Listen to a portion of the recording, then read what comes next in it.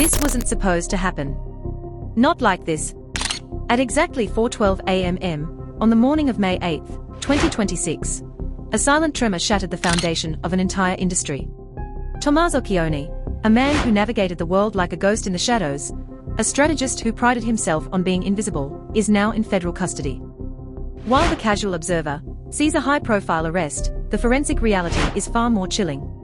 Annie Guthrie, the woman who spent decades constructing an impenetrable fortress of public trust and clean connections, is watching those walls crumble in real time. But why now? Why, after months of whispers and rumors, did the hammer finally fall?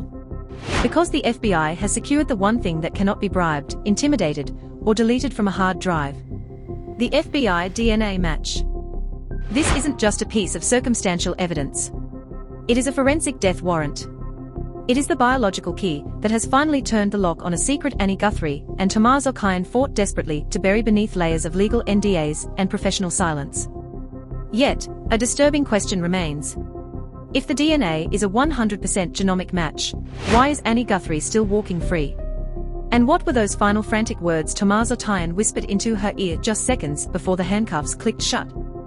Stay locked in, because the real investigation is only beginning. The roots of this systemic collapse trace back to a time when Annie Guthrie was at the absolute zenith of her power. The ultimate symbol of poise, reliability, and moral authority. To the public, she was a beacon of integrity, a polished icon who could do no wrong. But behind every strategic move, every public statement, and every charitable venture stood the calculating cold shadow of Tommaso. Their alliance was always presented to the media as a professional synergy, a masterclass in talent and management. However, insiders knew the dark truth. It was a deep, impenetrable bond built on leverage, shared secrets, and a mutual understanding of what happens to those who speak out. The turning point, the moment the fuse was lit, came when Hodak filed the initial legal documents. This wasn't a standard breach of contract lawsuit. It was a tactical strike. Hodak invoked what legal experts are now calling a trial within a trial. It was a phrase that the public dismissed as legal grandstanding at the time. We now realize it wasn't about money. It was about a sequence of events so dark, they had to be hidden behind professional intimidation and high manipulation. Hodak didn't just have the receipts. She had the road map to where the biological truth was hidden. She knew that while paper trails can be shredded, the genetic signature of a crime is permanent. Then the world shifted. Federal agents executed a quiet, surgical, and highly classified search of Annie Guthrie's private estate. They weren't looking for ledgers or digital logs. They were looking for the microscopic. Utilizing advanced forensic light sources and protein-binding reagents, they recovered biological traces from a high-security dead zone within the estate, a location where Tommaso had testified under penalty of perjury that he had never stepped foot. Nancy Guthrie has been missing for exactly 93 days today. From her unexplained disappearance on February 1, 2026 to this very second, the mystery has haunted the public conscience. The FBI choosing the 93rd day to execute this arrest is no coincidence. In federal investigations, timing is not just a logistics matter. It is a weapon. By waiting until the 93rd day, the FBI sent a clear message. The window for voluntary cooperation has closed. This was a calculated psychological strike designed to fracture Annie Guthrie's silence and force a confession from an empire that is already hemorrhaging credibility.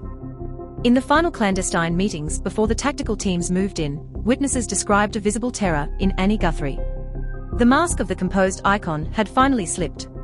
She was a woman realizing that her fortress hadn't been breached by an enemy from the outside, but by the very science she thought she could outsmart. Meanwhile, Tommaso appeared increasingly aggressive, pacing the perimeter of the estate like a trapped animal, sensing the predator's approach. He knew the forensic clock had run out.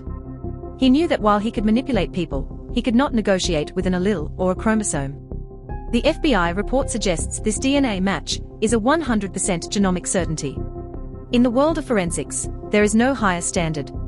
It places Tommaso directly at a scene that had been chemically and professionally scrubbed of all visible traces. He thought he had sanitized his history, but he forgot that federal investigators operate on a singular terrifying principle. DNA is a witness that never blinks, never forgets, and never lies. Upon his arrest, the haul was massive.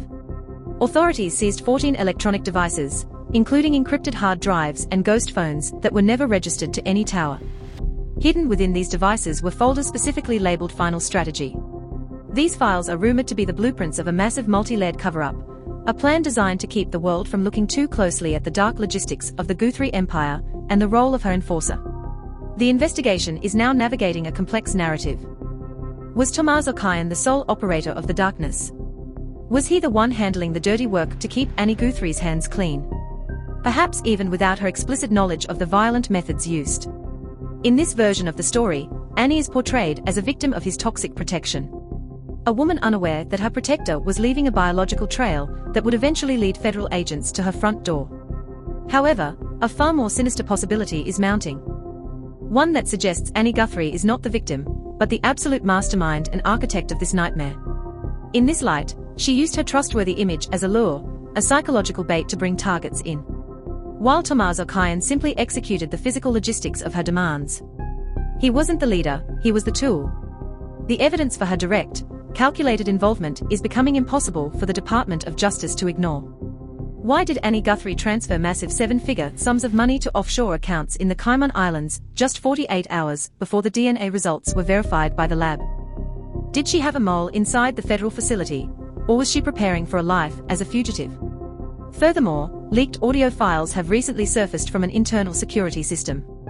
In a recording currently being authenticated by federal experts, a voice hauntingly similar to Annie Guthrie is heard whispering in a moment of sheer panic. If the world finds out what happened at the estate, we are both finished. There is no coming back from this. Make sure it stays buried. This does not sound like the voice of a woman being manipulated. It sounds like the voice of a partner in a shared horrific crime.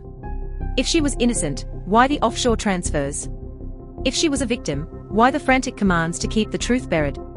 Hodokaba's legal filing has now become a wall that neither of them can climb. The arrest of Tommaso is merely the first domino in a sequence that will likely end in a total forensic autopsy of the entire Guthrie legacy. Every contract, every meeting, and every quiet disappearance over the last decade is now being re-examined under the cold, unforgiving light of federal scrutiny. You are witnessing the facts that the mainstream media is too terrified to broadcast. Tommaso Kyan is sitting in a federal cell today because his own biology betrayed him. He thought he was smarter than the lab, but the microscopic truth has finally caught up to his macroscopic lies. Annie Guthrie stands alone in the spotlight now, and the FBI's shadow is growing longer by the hour. On this 93rd day of the Nancy Guthrie mystery, we aren't just looking at a celebrity scandal. We are looking at a forensic execution. This is the moment where the trial within a trial goes public and the curtains are pulled back. Annie Guthrie's next move will determine her legacy and her freedom. Will she turn on the man who protected her for decades to save herself? Or will the FBI's next announcement be a second DNA match that links her directly to the physical evidence? The truth is no longer hidden in the shadows or buried in complex legal filings. It is written in the genetic code, and the code has finally been cracked. The fortress has fallen and the ghost has been caught. Now you decide. If you believe the evidence proves Tommaso Kyan is the sole perpetrator and Annie Guthrie was a victim of his manipulation, comment truth. But if you believe Annie Guthrie orchestrated this entire nightmare and the DNA is just the beginning of her exposure, comment conspiracy. Share this with those who deserve the unvarnished truth before the narrative is suppressed by the elite. To stay ahead of the next forensic update in this unfolding drama, subscribe now and turn on all notifications. The world may forget a face and it may forgive a lie, but it never forgets DNA. Stay tuned.